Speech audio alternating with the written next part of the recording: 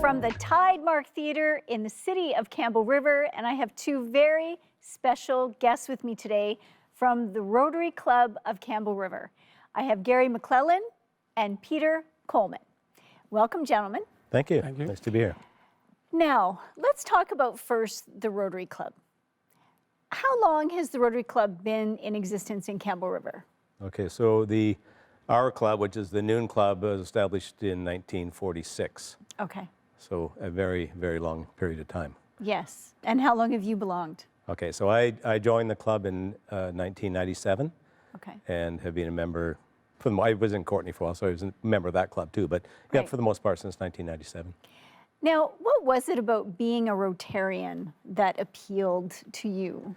Well, I think for me, the interesting thing, I grew up in a rural area in Cloverdale, which is kind of removed from most things. And so I was never exposed to any types of those clubs, service clubs, or those types of organizations. And coming to Campbell River and meeting certain people, Peter Coleman, for example, I just realized that there are people in the community that are just genuine, down-to-earth, giving people, and I found that there was an overabundance of that type of person in Rotary, and so when I got involved, I realized it was perfect for me, even though I never had any exposure to that type of organization before.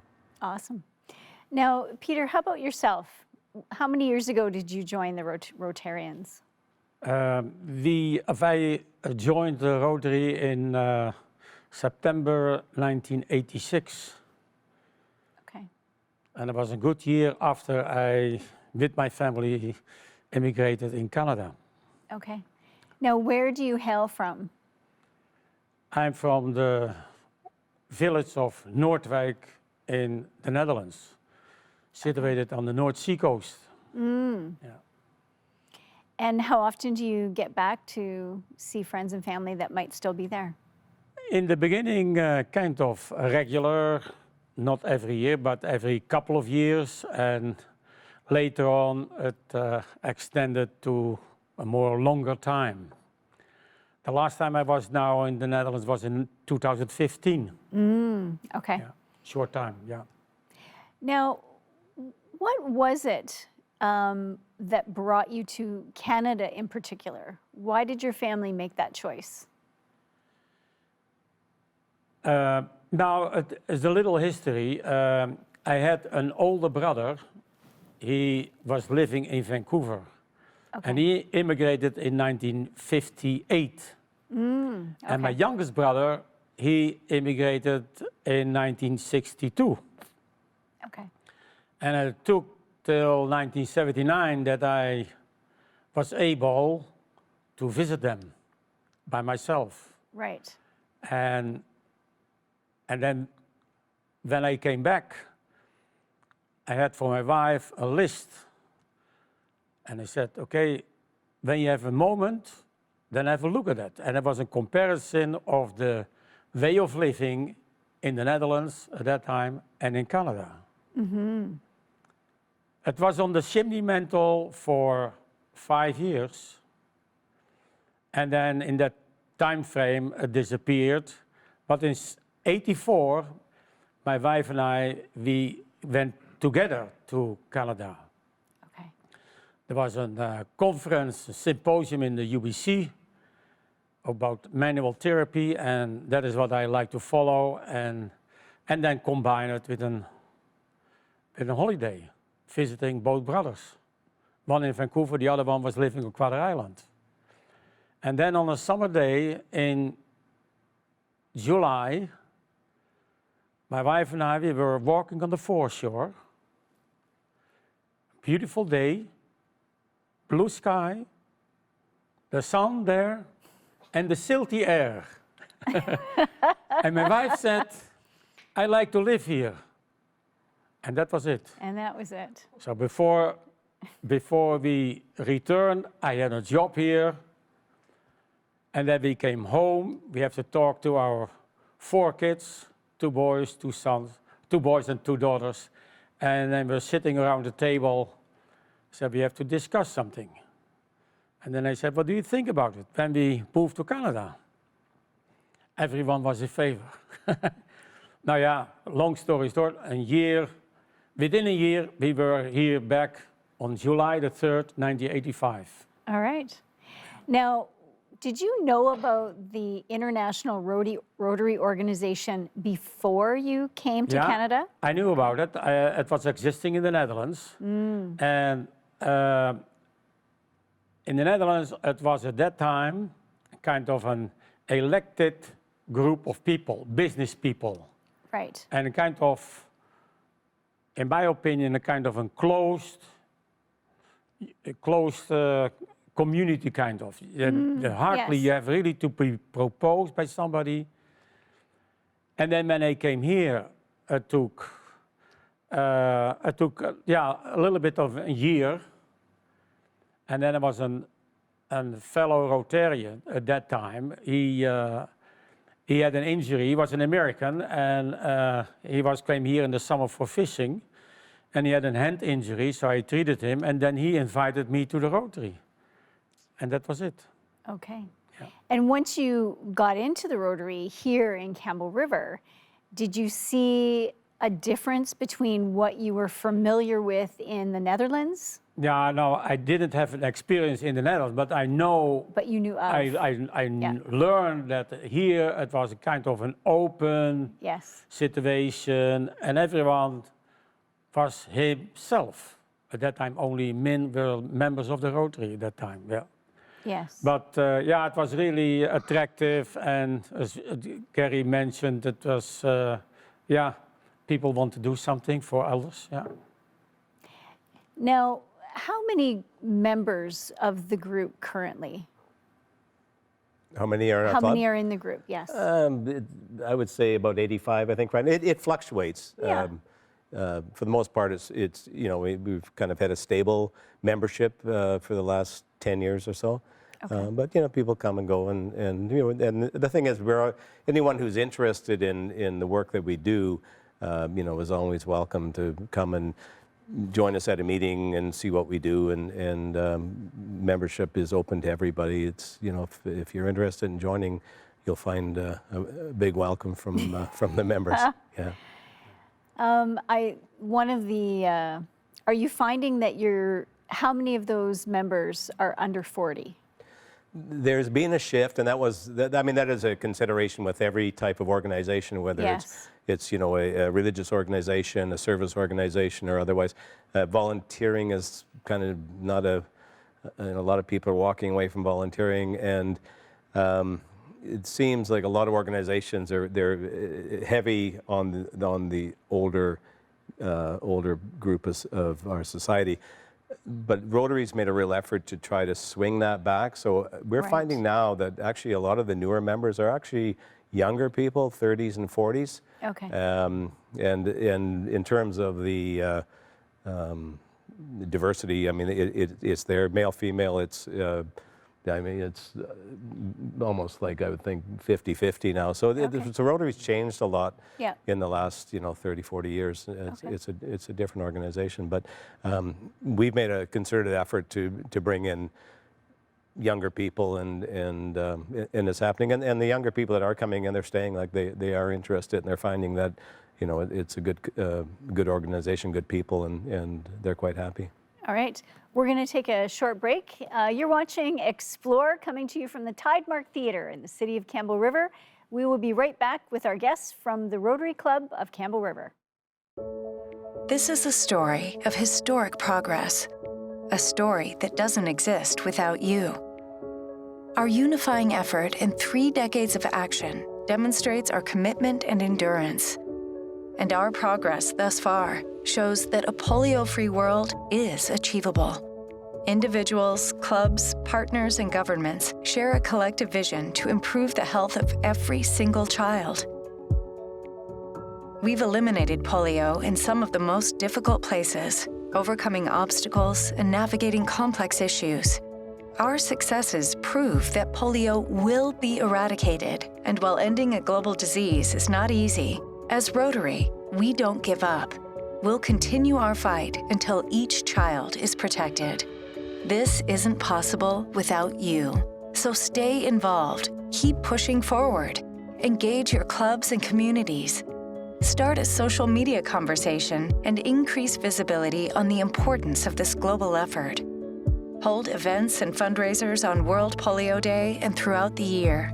Advocate to governments about the importance of supporting polio eradication. Make a contribution and invest in one of the largest health initiatives ever. Be a character in our story. Be the solution to our challenge.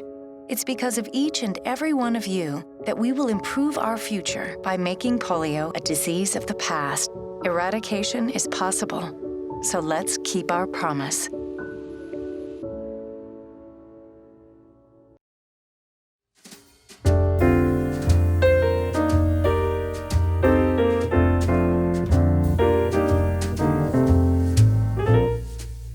Welcome back to eXplore. We are coming to you from the Tidemark Theater in Campbell River. Joining me today, Gary McClellan and Peter Coleman from the Rotary Club of Campbell River. Now, gentlemen, before the break, you were talking about how the Rotary Club is making a concerted effort to attract a younger participant to become a member and to become a Rotarian. Now, and that they're staying. So do you think that they're staying because of the involvement in local projects that you're doing throughout the community, or is it also what is happening on an international level? Okay, well, if I can start on that, I think I'll just use my own experience in that I didn't have an understanding of what Rotary was all about back in late 90s when I joined. Right. And I think that's for the younger members that are coming in. I don't think it's any different in that they don't have an understanding because perhaps no one in their excuse me, family was a Rotarian or they just hadn't been exposed to what Rotary was all about. And I think once the new member comes in and starts to meet, you know, our members and starts to learn about what we do in the community and internationally, it just opens up, as it did for me, just a whole new world that you go like, wow, I mean, there's so much good things that people can do, whether it's local or international. And once you get involved and start seeing, you know, some achievements, you think it's like, wow, this is great. Like it's a brand new experience because like for me, a farm boy from Cloverdale, I'd never seen anything like that before. And yeah, so that's what it is. I think it's just being introduced to what Rotary does, learning about it, and then realizing that you can really have an impact on things that are done, again, whether it's in the community or internationally. Now, Peter, for yourself, coming from the Netherlands and having a bit of a global perspective just by nature of who you are, is it the international work that really speaks to you? Yeah, I have to say that I was really attracted from the beginning to international work. I didn't know at that time what the real opportunities were, but I can still remember that in 1990, our club, with a couple of other clubs, they were working on an international project in Kenya. They want to build a water dam for the people there of the village of Kiwi to have them also in the dry season the availability of water for themselves and for the cattle as well. Yes. And I was not that much involved, but I watched it from the sideline, kind of, as a kind of new member at that time. Yes. And but for a long time, I've always international focused on, and since that time, I started to go working in the committee of work from the World Community Service. Yep. And since then, we have done a lot of projects all over the world, you can say. Okay. And yeah, and it has changed in a way that in the beginning, our club undertook a project, but then you realized also that we, as one club, were not able to do a kind of a bigger project. So we had a collaboration of other clubs, and Right. mainly North Island, Port Hardy, Port McNeil, Campbell River Daybreak, some clubs of the Comox Valley. We had and also in South Cowichan, we had a group of about 7, 8 clubs, that when we did something internationally, we always approached them and see if they were interested to participate. Okay. And then with the whole structure we have in the Rotary Foundation, Right. see, that makes it possible that we can almost triple our money what we put in. Right. And that makes it possible that you can undertake a big project. Right. I would say that, well, I would gander to say that most people are probably fairly have an understanding of what you do internationally, especially around polio, because of course the Bill and Melinda Gates Foundation has really taken a hold of that project and given it a high profile where it might not have had that before. But the Rotary clubs over the last several decades have really made inroads with the elimination of polio around the world. Now, what is the latest effort that is happening internationally to stamp polio out?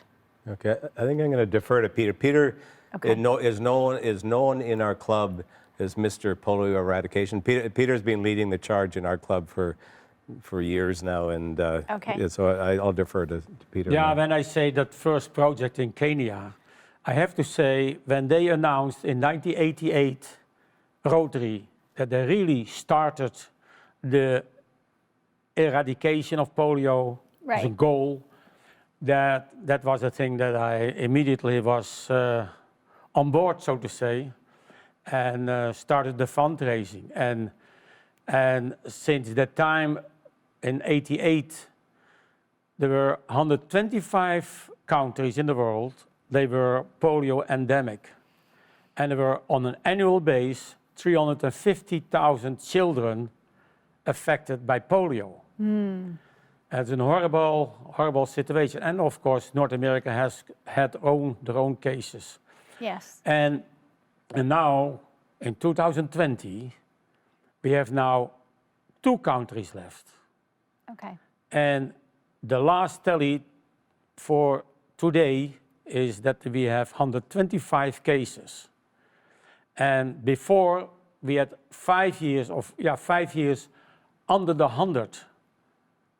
And first we had 3 countries still endemic. And on August the 25th, very important this year, the World Health Organization of the African region declared Africa polio-free of the wild virus. Wow. And that was really major. So in Kenya, in Nigeria, there was the last case in 2016. Okay. And they have to 3 years without, and they took another year to double check if indeed it was eradication, the wild Right. polio virus. Okay. And now only we have Pakistan and Afghanistan. Okay. We're going to go to take a break now, but in the break, you're going to see a performance of a song about polio. So done by some of the members of the Rotary Club of Campbell River. And when we come back, we're going to talk about the upcoming fundraiser that everybody can participate in. We'll be right back. Stay right where you are.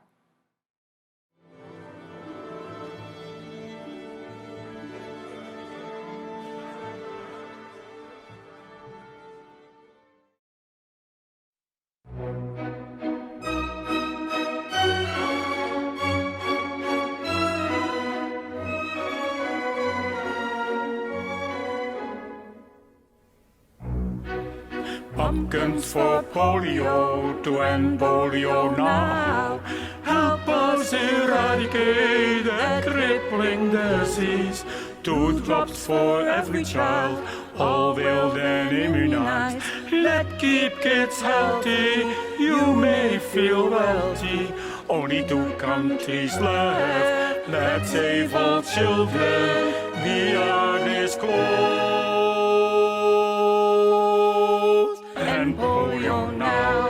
Advocate, donate, end polio now.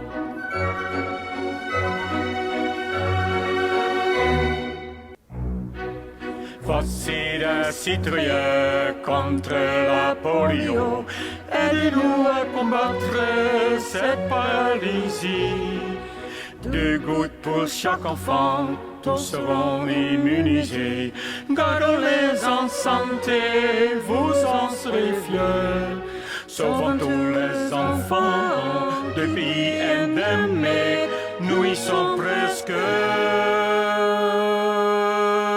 D'engloutir la polio, faire de dons pour eux, stoppons la polio.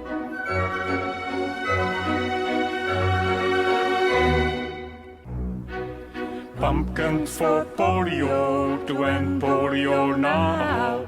Help us eradicate a crippling disease. 2 drops for every child, all will then immunize. Let's keep kids healthy, you may feel wealthy. Only 2 countries left, let's save all children, we are this close. End polio now, advocate, donate, end polio now.